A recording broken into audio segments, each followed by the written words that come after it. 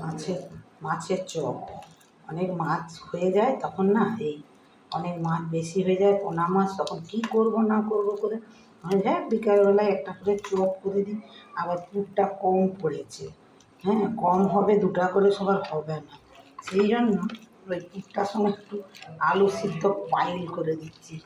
হ্যাঁ দিয়ে আর লোক যেমন ওই কাটলেট করে নানা রকম দিয়ে, আমি তো প্রায় করি, তাই জন্যে আলুর চপের মতন করে দিচ্ছি। হ্যাঁ আদা রসুন পেঁয়াজ পুর দিয়ে আর ওই আলুর চপ টাইপের করে দিচ্ছি।